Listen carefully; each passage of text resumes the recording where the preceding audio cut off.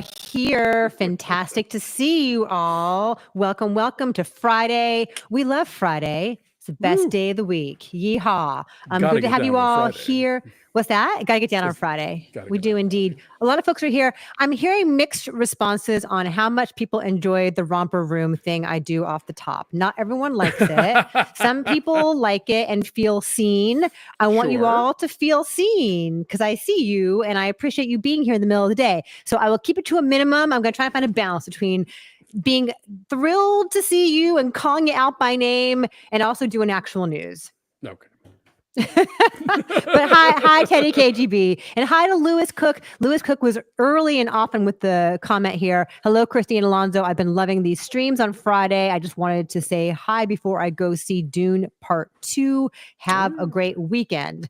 Thank you so much for being a member and for getting in here early with us. We definitely want to talk about Dune Part 2 because it is out there. Have you guys seen it? It made $12 million in its opening night previews on Thursday. That's huge. That is more than twice what the original Dune made, but also that was like the pandemic. So true. Yeah. And it was day and date streaming too. Let's not forget. It was day and date streaming. We were in a different world then. Let us know how we sound, please. I always like to do a sound check with you guys. I can hear myself in my own ears, but I don't know if you can hear me. Okay. So let me know. Before we jump into all of our news headlines and all of our hellos, I'm so thrilled that you're here. Thanks for being here in the middle of the day with us. Come on back on Tuesday. That is March 5th at noon Pacific. We are going to do an Oscar predictions live stream. Bring your ballot. I will have for you in the description of that video a link to the official ballot that you can print out and fill out and bring with you. And we will have pearls of wisdom. And our good friend, Glenn Whipp, the Academy Award, or all awards actually, the award guy at the LA Times will be here. He was going to try and come for nominations and could not make it that day, but he will be here on Tuesday. So please come and join us then. We'd love to see you. I know you guys have thoughts and questions. I, at this very moment in time, cannot tell you who is going to win Best Actress.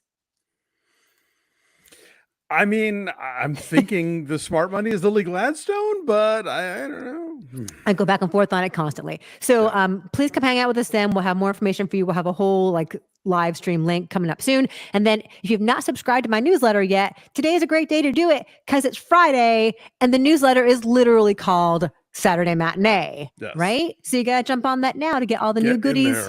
Right. It's a good roundup of all the things that we do here all week long and also some extra stuff that you don't see anyplace else. So I know so many of you folks have subscribed and I'm thankful to you for that. So continue with that. And there's a link to that at ChristyLemire.com.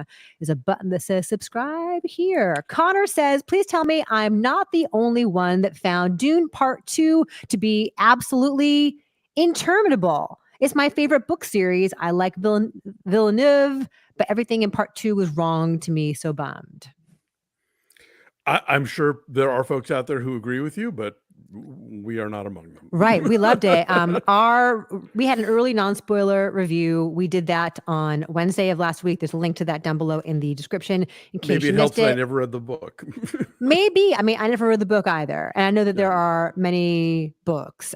Sar of New York and Looney are both in New Jersey. Do you guys know each other? Should you meet? What exit? Right. What exit are you off of? Hey, Nancy, great to see you here. Langley's here. Teddy KGB says, usually the SAG winners predict Oscar acting winners. Yeah. Yeah. Sometimes, yeah. But I feel like Emma Stone and Lily Gladstone have both won so much that it could go either way, and I wouldn't be shocked. Anyway, Bev, great to see you, my fellow runner Bev in Paris. Hope you're enjoying your taper for the big LA marathon. Yes, Bev, we did 22 miles on Saturday last weekend because we're crazy people. And then this Saturday, tomorrow, we're going to do the first 6 miles of the marathon. Everyone meets at Dodger Stadium and runs the first 6 miles. It's very fun. Dylan asked, can you guys have Ben join? Maybe. Well, I'll ask. We'll reach out. He's got a full schedule. Do you carbo load? Yes, I do. That seems like the one upside to all of this. All the pasta in the world. Yes, I can eat it now. Abi Doi says the romper room teacher was hot. I'm trying to channel that. I am here. So I think there every is that. city had their own romper room teacher, but I'm not sure about that. Really? Was it not the same person? I thought it was like a local thing, and like each city had their own romper Oh. room hostess, but I could be wrong. Oh. You know, it would be great for carbo loading. Are there? Does anybody in LA make good biscuits and gravy? Oh, isn't there some like hipster Southern food restaurant on the east side? I don't know, but I want to go to there. I feel like there is a place that does good biscuits. I don't know that gravy would be good, but the It's biscuit, yeah, for sure. it's flour and meat juice. Like, come on, it's more carbo. I guess so. All right. Well, hi, everyone. Thanks, you guys, for letting me know that the sound is okay. Okay. So, Dune 2. I know we have some reviews here that say it's great. It's expected to make like $80 to $90 million this weekend. I can imagine that, especially if a Yeah. lot of those Thursday night shows that, got it to 12 million were IMAX tickets, Sure. and those are more expensive. Yeah, I would imagine that this movie has eaten up all the IMAX screens for this weekend. I don't know if anybody's holding on to Madam Web at this point. So Oh, Scott Delgado says, Christy, I'm going to the Film Week show on Sunday. Do I need to dress up or just rock shorts and a t-shirt? For those of you guys who don't know, one of the many, many jobs I have is I am one of the critics on Film Week on KPCC, which is one of the 2 NPR stations here in Los Angeles. What we do every year, the Sunday before the Oscars, is we record live on stage our Film Week Oscars show. All the critics are on stage with the legendary Larry Mantle, the soothing broadcast tones of Larry Mantle, and we go through like the top categories. So it's great. We're at the Orpheum. If you've ever been to a show at the Orpheum, a concert there, a beautiful historic theater in downtown LA. You could dress up if you want. We might dress up.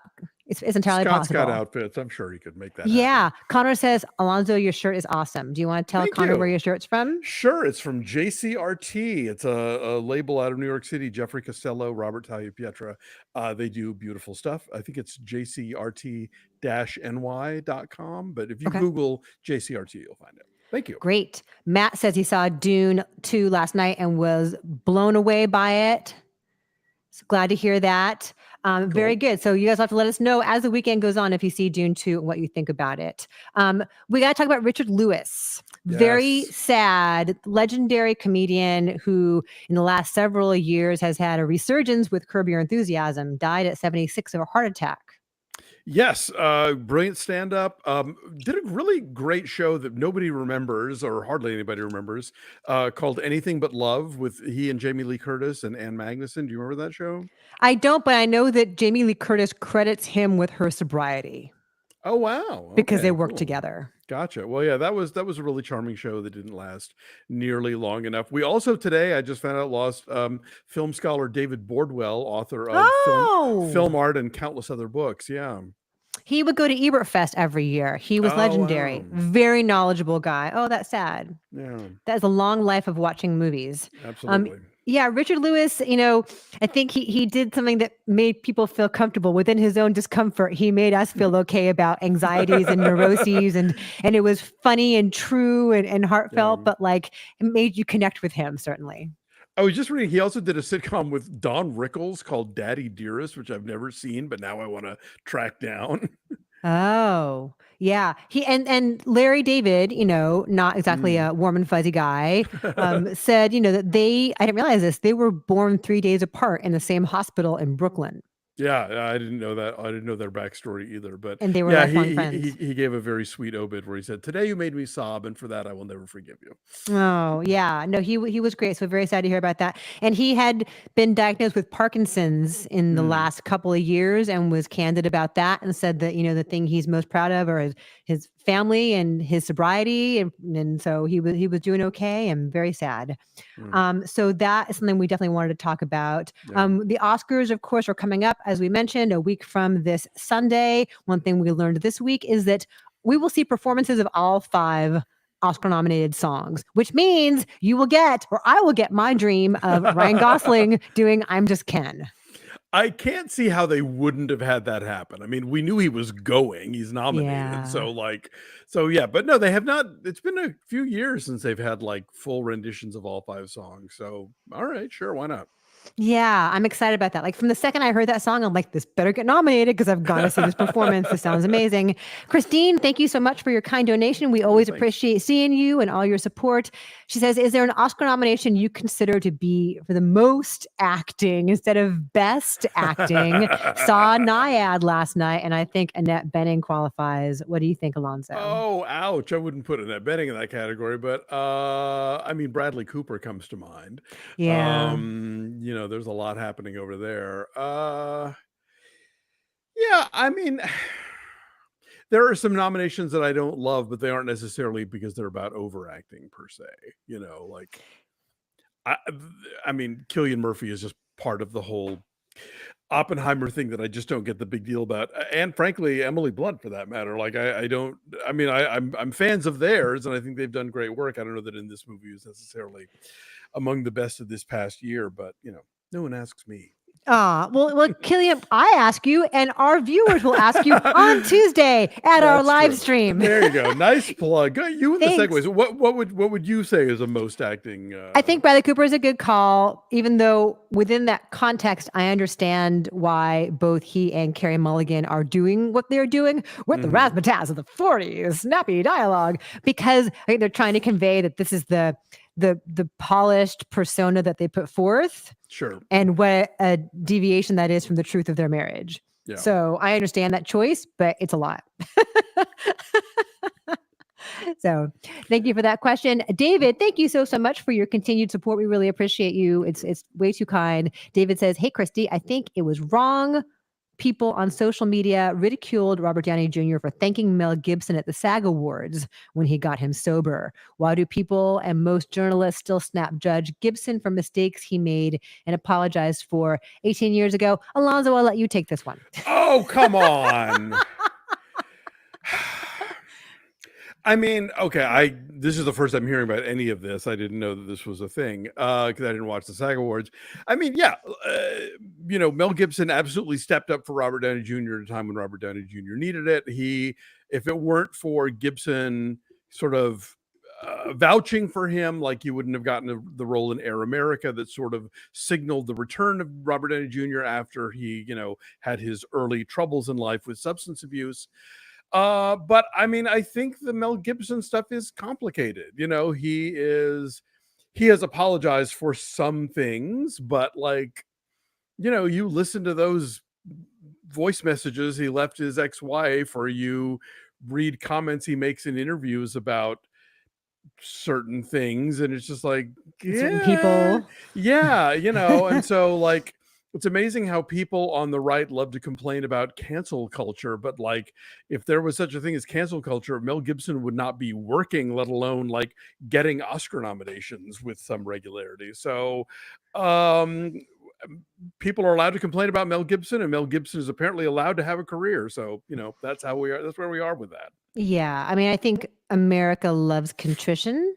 Right? America loves a comeback story. And that is a lot of the allure, certainly, of Robert Downey Jr.'s arc. A lot of that is the talent and the excitement of those performances. But it is tough when someone makes kind of despicable remarks like that. Like it's hard to forget that in your mind when you're watching them on screen. Anyway, thank you for that question, David. We appreciate you. David Wheeler, yes, we did already discuss the great David Bordwell. Thank you for asking. Sasheen says, saw Dune 2 better than 1. Agreed. Yeah. Teddy KGB says, Oppenheimer definitely had the most score. Wait till you see Dune 2. Hans Zimmer is Hans Zimmering. Hey, Looney, thank you so much. We always appreciate you and appreciate seeing you on our Patreon as well. Thank you so much for your donation. Says, just recently watched a 2023 French-Canadian thriller called Red Rooms about a woman's obsession with a serial killer. It's awesome. Releases later this year in the US. Definitely watch out for it. All right. Good to know. Thank you. Love it. Quebecois serial killers. I will be on the lookout for sure. Okay, so other things we need to get to. Oh, we went to the Spirit Awards. Speaking of awards, Alonso and I went to the Spirit Awards last Sunday. That was really fun. It was a good time at the beach.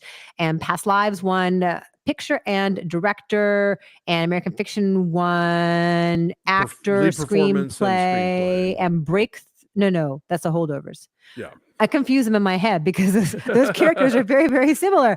And then the Holdovers won for supporting divine performance, breakthrough performance, and cinematography. Cinematography, right? It's a good day. It was a good day. I'm always happy to be there with you and see our friends and all that. So if you missed any of our coverage, it's all in our Instagram stories. So go take a look for that. Liam Neeson's going to star in a remake of The Naked Gun. Does the world need this? I was trying to think, like, is there anybody in the world of acting right now that is where Leslie Nielsen was in 1980, where like he had never done anything remotely funny, was always just kind of stiff, kind of, like very upright, dramatic actor. And I don't think we make those anymore. Like even Ralph Fiennes has been in some comedies, like I think everybody at some point is, nobody gets so pigeonholed as being like stock dramatic hero, guy. So like part of the joke of say Airplane was you had Leslie Nielsen, you had, Robert Stack, you had Lloyd Bridges, like all these guys who had never been remotely funny before being, anarchic and bizarre and, all that stuff. And it was hilarious. And I think the world is different now. And so you can't pluck somebody out of the never funny world and put them into a comedic role. So Liam Neeson is probably as close as we can get, I guess, because he's mainly known now for either drama or, these sort of like tough guy action roles. But I mean, he was in Love Actually. He's been funny. Liam Neeson's been Liam Neesoning for a while now. Yes. But also, I think we think of him as being like kind of a serious figure as Qui-Gon in that first Star Wars prequel. I think the whole idea of him having a particular set of skills is so ingrained into his identity and has been for like, I don't know, when was the first Taken? Like 15 years ago? Something like that? You guys know. I'm sure you guys will know. Late ooze. So the idea of him being like a bumbling police detective will be funny because I guess the idea of him being incompetent, I guess, is that's what we've never seen Liam Neeson do. But what's the larger question, though, is do we live in a world in which the Naked Gun can exist, right? Because I think all the Airplane stuff, all that Zucker stuff is of a different time. And while like slapstick is eternal, I think some of the stuff that was considered really funny in those movies maybe would not fly today. Sure. I mean, you would have to update it in a certain way. And those guys were making fun of like very specific sort of 50s, 60s, 70s, very, straightforward, disaster movies or cop shows or whatever. And again, like everything now is a little bit ironic and a little bit, so I don't know what there is that's so sacrosanct that to satirize it is as hilariously shocking as something like their earlier stuff might have been. What does a Naked Gun look like in the ACAB era? I don't know, but good luck finding out, everybody. That's an interesting point. Yes. John McVeigh says Robert Downey Jr. can thank who he wants. At the same time, nobody is obligated to like Mel. Well said. Boom. That seems fair. We're also having a whole bunch of chatter in the chat here about the movie Red Rooms. Apparently it is deranged. So I like that. That sounds really good. And Connor suggests Anna Faris could do a Naked Gun movie. That's a really funny idea. Anna Faris can do anything. That's true. I like all of that. There's a good idea with that. I see that Matthew Burge is here and that Doug is here. Hello to both you guys. I'm glad you're here. See, I'm trying to like weave in the romper room stuff. It's important to me to let you guys know that I'm happy to see you. You guys are hugely important to us. We would not be here without you, clearly. That's right. Speaking of remakes that probably no one needs, you have heard of this Roadhouse remake, surely, because Doug Liman, who directed it, has since decried it and said, well, He's boycotting the South by Southwest premiere because Amazon, he claims, reneged on their promise to put it in theaters. Right? Yes, that's part of it. Although Jake Gyllenhaal, who stars in it in the Patrick Swayze role, says, I have all the respect in the world for Doug Liman, but we always knew this was going to be a streaming property. Who knows? Anyway, now there is a lawsuit from the Roadhouse writer saying that Amazon used AI in the remake. Because things were going on, like in voices, of AI voices, while things were going on during strikes. Yeah. Well, did you not see that? I mean, okay.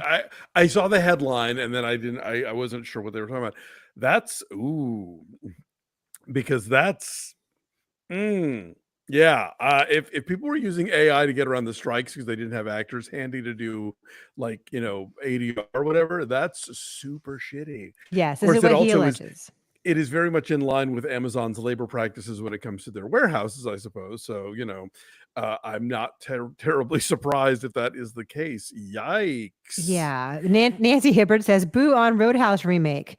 But I like Doug Liman. I like his movies, and I think that sounds fun. But I also don't know that the world needs a Roadhouse remake. I guess no one needs any remakes ever. And I'm just being, naive about the possibilities. I always say if you must remake something, better to remake a movie that didn't completely work the first time, and that has a fun idea that you can then maybe work with that and do it better than the original, as opposed to making a universally beloved film.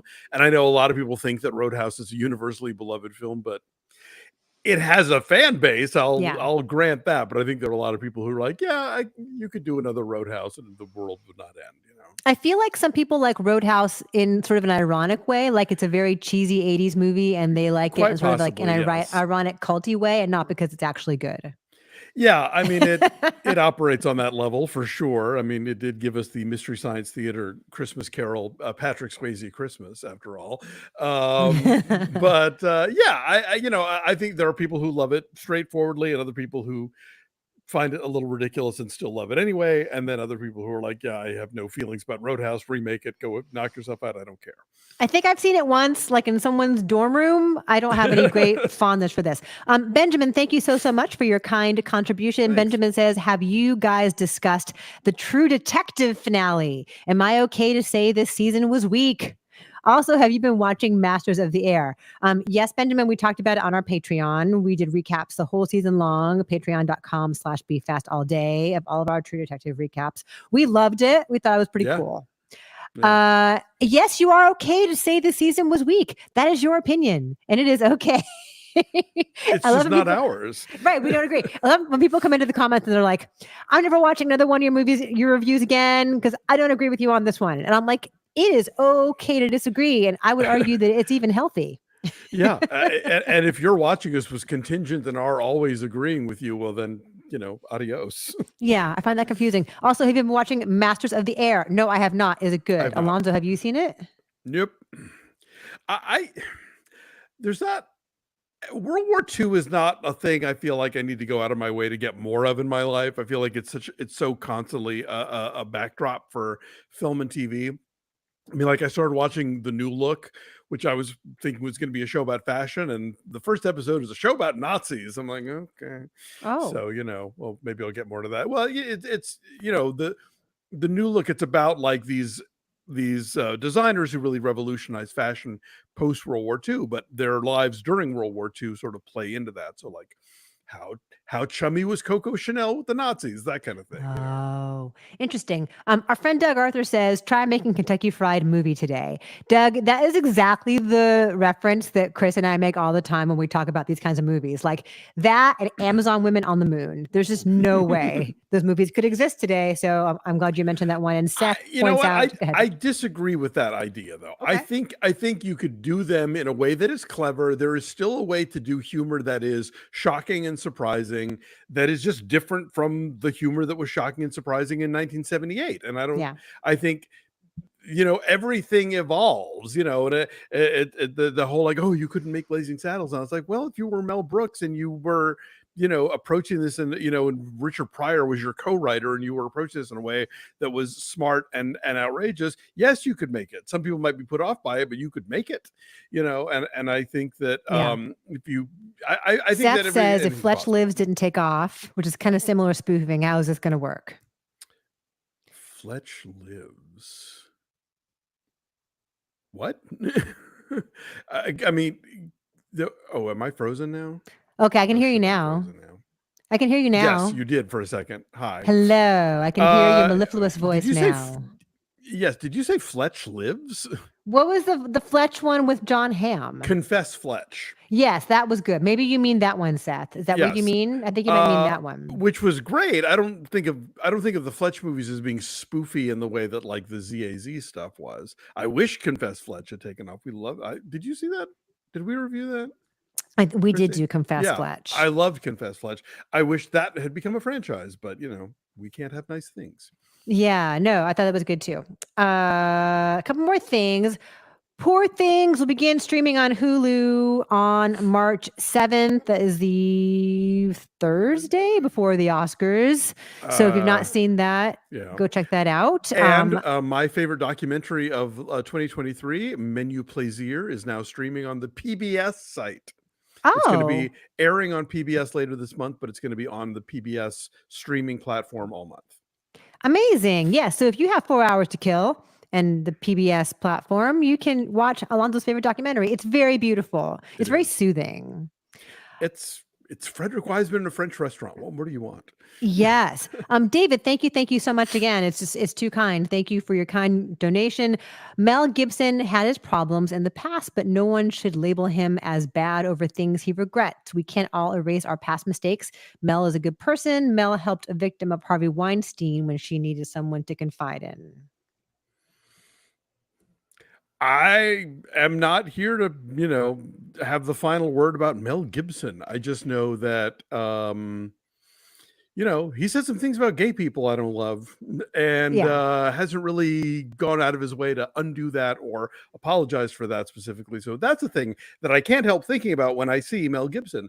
And I will say, I think that he's done some really great work in recent years. Like there were a lot of things that I did like about Hacksaw Ridge. I really liked Bloodfather, because that was a movie where he was playing a complicated character in an R-rated movie, which I would much rather watch him do than playing like, grandpas in PG movies or priests or whatever the hell he's doing with Mark Wahlberg. Like, it's a complicated thing. And I think that actors' personas are a thing that they cultivate and they work on. And, when you see interviews with people, we're going to be talking today about the Jennifer Lopez documentary on Amazon, like the public figure that actors put out in the world weighs as much on the public's consideration of them as their actual work. And that's just the way that things are set up. And some actors shy away from the spotlight whenever possible.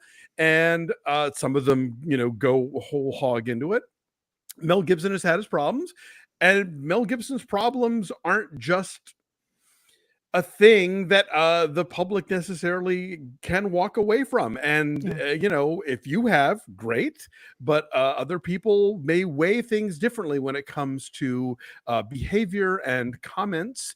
And so ultimately, in the same way that there are probably actors you maybe don't like because you disagree with their political views, some people are going to feel that way about Mel Gibson. And obviously, Mel Gibson's having a career, so it doesn't really seem to be standing in his way.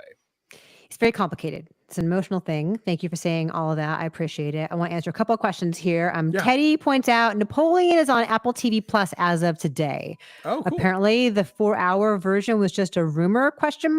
No, that must exist as well, right? Maybe we're just seeing the theatrical now. That is my understanding, is that it's coming. It's going to be later, but that right now that they're starting out by launching the theatrical version. And I'm awaiting news. I really want to see that longer cut. I do too. Tamo Rivera, thank you very much for your question. Is it okay to watch movies with low scores by you guys? My husband says those are forbidden in the house. I actually would watch those first. I would put those at the front of your queue. And then watch the blah stuff. Y'all, this is for entertainment purposes only. See or don't see whatever you want. Yeah, I agree. And then T Love Hater asked, where can we see To Kill a Tiger? That is one of the Oscar-nominated documentaries. I was looking for you, and I don't see that it is streaming yet. I see that it's playing in a movie theater here in LA. So if you're here in LA, you can go to the Lemley Monica and see it. But I don't know. Maybe it's still out theatrically. It's possible. Not everything makes it to streaming in time for this stuff. I mean, I know like several of the international docs are only showing in theaters. So yeah, but that's, but the fact that it is a nominee, I think ups its chances to get a more widely, promoted. Yeah, according to it's not streaming. We'll get there will be you'll hear more about when it becomes available on streaming, as opposed to say a documentary that wasn't nominated for an Oscar this year. Yeah, it won't win. Probably not. It's a tough field this year. Yeah, it is. Benjamin says, just watch Tiger King. They're not the same thing. Different. Kind of different. I think he killed several tigers, actually. So different. Okay. And then finally, I want to tell you guys that this is a totally weird headline that's out there because I think it's a little misleading, but I keep seeing the headline that AMC will show new versions of the Nicole Kidman intro. They're not really new versions, though. They're just like cut down 30-second versions of the same. Oh, is that really? Oh, boo. Because they're cutting them down. We've had this conversation before where they were already showing like a truncated version before certain films. Remember the whole hashtag release the Kidman cut conversation? We talked about it. Yeah. So that's it. They didn't shoot new ones, because I had heard that she and Billy Ray, who wrote the first one, were like collaborating on there was going to be a new one at some point. Oh, there were multiple writers on that? Oh. These things don't just happen, Christy. This kind of poetry requires, real effort. I thought it totally sprang organically from her mind as she was walking down the hall to her auditorium. That's what I thought. We need to make a field trip out to there. It's Rancho. It's very far away. It's in Porter Ranch. It's deep in the 818. I don't know who has that time. Just getting over the Sepulveda Pass to get there alone is enough work. I think personally. We could make a day of it. I agree. So I do hope that there are new ones, but I think when you read deeper into these stories, it's the same one, but it's like a YouTube short version of it. It's like 30 seconds long. Dalen says they have new movie clips in them now. Okay, so it's not Creed and Wonder Woman anymore. Okay. Jurassic World. Yeah. Okay. Well, then that is new-ish. Sure. And I guess if anyone goes to an AMC over the weekend, please report back and let us know if you saw different stuff in the Kidman cut. My favorite thing to do, and I point this out to Nick every time, is to look for the lack of continuity with her drink. Oh. Because sometimes it's there and sometimes it's not. Like when she sits down, it's there, and then like it'll be a side angle of her and it's gone. So anyway, we're like, drink gone, drink gone. Is she carrying a drink in the hallway? She's not. It just appears like it's like an Alamo Draft House and they just bring it to her. No, she does not have a drink. There's always a waiter, I mean, could you like navigate that jumpsuit and those heels up those steps with a drink in your hand? I mean, she's superhuman. But still, if anyone could, it would be Nicole. It seems like a lot. Alex Hernandez says, hi, besties. Love y'all. Happy to see you. Thank you for being here, Alex. David, thank you very much. Again, says, hey, Christy and Alonso. Do hope they'll show clips of the performances of the acting nominees as well as past winners, introducing them. Yeah, I'm sure that they will. They always do that. I'm sure that's part of it. There was that thing for a while. Remember where they would get like 5... I don't know if they were like current actors or former winners or whatever, and each one would introduce a different nominee and talk about the performance. You remember that? Yeah. I've done that a couple of times. I prefer clips too. I'm with you on that one. Yeah. Anyway, Teddy says she's hilariously overdressed for an AMC. If she's comfortable in that jumpsuit, who are we to say? Plus, there's nobody else in the theater. So maybe that's like just her having her special me time, feeling good in her sparkly jumpsuit. Is it a jumpsuit or is it a pantsuit? It feels like it's all one piece of clothing. I always thought it was like a blazer. with like matching pants. I think it's a jumpsuit with a hood. I think it's like all one piece. No, is no, it no. not? The hood is on the camel raincoat that disappears the when trench she's coat. walking down the. Wait. Again, like this is why I'll never be a detective, because like I've seen this thing so many times, and like the details are still escaping me. Is there a coat check in the lobby of this AMC in Porter Ranch? Like, what does she do with her raincoat? Goes, there is. What does she do with her raincoat? Anyway, I need answers to all these things. If you guys see different versions of it, let us know. We need to go jump and do our reviews now. Yes, we are talking about Spaceman on Netflix, which is a weird as shit movie. Like I don't want to say anymore. It's very weird. Or not weird enough. And also yet not weird enough. That is true. And then we're also going to do on Prime Video. It's called The Greatest Love Story Never Told. It is the making of documentary behind the scenes of This Is Me Now, ... love. No, This Is Me now, colon a love story. There's a lot of punctuation going on here. The making of documentary of the J-Lo movie is longer than the movie itself. It is 85 minutes long compared to 65 minutes for the actual movie. Yeah, we'll be reviewing it. Dalen says it's a pantsuit. My friends own the same set. I thought that there was a blazer involved. Maybe we get a jumpsuit in the new edit. I don't know. I think it's all one piece of clothing. Okay, so you guys are the best. Thank you. So keep an eye out for those things. And we're going to also on our Patreon recap this week's episode of Feud over on Hulu. We're talking about that there. So if you're not already a member there, we'd love to see you. Again, subscribe to the newsletter, ChristyLemire.com. Subscribe to our channel. We love doing this with you. Thank you so much for sharing time with us on a Friday. And come on back next week. Come back on Tuesday, first of all. Tuesday at noon. Mark your calendars. Tuesday at noon. I'll have a link for you soon so you can do your own ballot. And good to see you. Marty, Christine, Looney. Now I'll do the romper room thing. Langley and John McFay, have a great weekend. And adios from Raymond and Nancy. So great to see you. Victor, peace out to you as well. Great to see you all. And have a good rest of the day. Take care of yourselves and each other. We'll see you on Tuesday. Bye. Bye.